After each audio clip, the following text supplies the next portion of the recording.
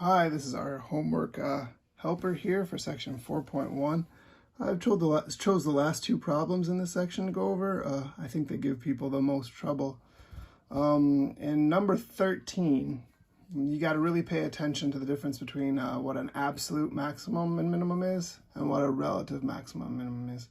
And also keep in mind that this point G is an open circle. Right, that's going to be very important when we go through these. So they graph a function here and they ask us which of the points are absolute maxima. And the absolute maxima is going to be the highest point across the entire domain here.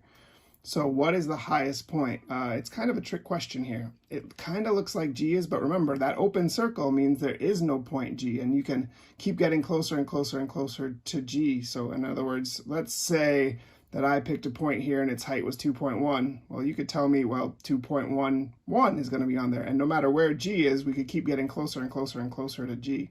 So keeping in mind that these points in here are higher than B, right? If you draw a horizontal line across there, there are some points in here higher than B. B is definitely not an absolute maximum. But neither is G, because it's not actually a point on the function, and we can get closer and closer and closer to it. So there is none. This one has no absolute maximum because of that open circle at G. And which of the points are the absolute minimum? Well, the absolute minima, well, that's going to be A. A is the lowest point across the entire domain. And since this one is filled in, that one is an absolute minima. Now, the relative maxima are the ones that are defined in an open circle, right? So the definition of relative extrema is if you create an open interval around that point, is it the highest point on that open interval? And B is definitely one of those, right? If I create an open interval around B, then B is the highest point. Same thing with E. So B and E would be the relative maxima. The relative minima give people trouble sometimes.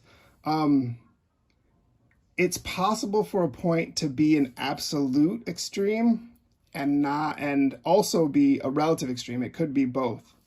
But A is not a relative minima because there is no open interval around A. Since A is an endpoint of the domain of this function, it's at the end, there's no open interval defined on it. So that is not a relative minima.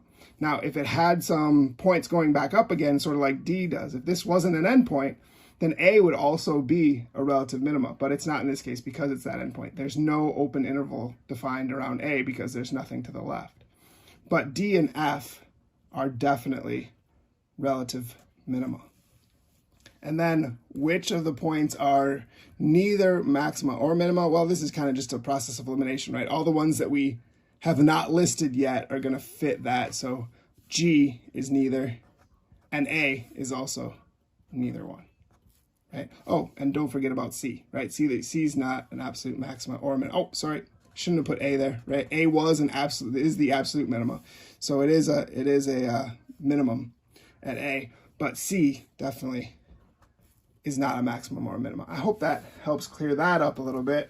One more that people have trouble with, I think it's just intimidating, the formula here. They have this whole explanation of the formula involved in finding the surface area of this honeycomb, where H and S are constants, and that's key. One key here is that H and S are positive constants. So when you take this derivative, you want to keep that in mind. So this part is just a constant, right? And so is this part. Those are all just constants. So all we're really taking the derivative of is this, right? So when I take the derivative with respect to theta, right, because it's the only variable in here, if S and H are constants, the only variable is theta. Then I take the derivative, and since this is just a constant, right, if H and S are constant, 6 times H times S are just a constant. So that's just a constant term, so its derivative is 0. This is a constant multiplier, so it's sort of just along for the ride, right? And then I have to take the derivative of the inside of this function. So we do have to use the quotient rule, right? The denominator times the derivative of the numerator. Derivative of this term is just 0. Derivative of cosine is negative sine, so the derivative of negative cosine is positive sine, so it's sine theta again. Minus the numerator, which is square root of 3 minus cosine theta, times the derivative of the denominator, which is cosine theta, all over the denominator squared. So just sine squared theta. Sine theta times itself. Simplifying that a little bit, I would combine the terms. I've got 3s squared over 2. I can multiply these two together and get a sine squared. And distribute the cosine theta here. I'd get negative, distribute the negative sign too. I get negative square root of 3 cosine theta. And distributing the negative here, I get positive cosine squared. All over sine squared theta. All right. Now, remembering a little bit of trig identity, sine squared plus cosine squared is just 1. So let's give us a little bit more room. Those two together is just 1, so I can say this is 3s squared over 2 times 1 minus square root of 3 cosine theta over sine squared theta.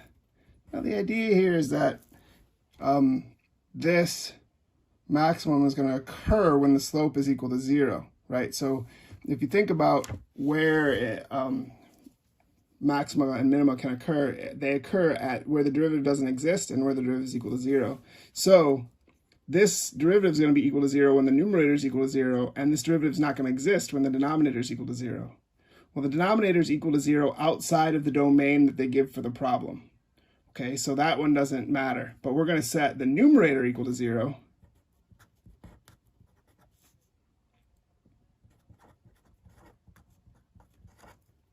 And then we're going to solve for theta. So cosine theta would equal, oh, sorry, we ran out of room there. So setting that numerator equal to 0, you subtract the negative the 1 on both sides and divide by square root of 3, so you get 1 over root 3. And then you can say that theta is equal to cosine inverse of 1 divided by root 3. And we can go farther than that, but that's a good enough answer for WebAssign.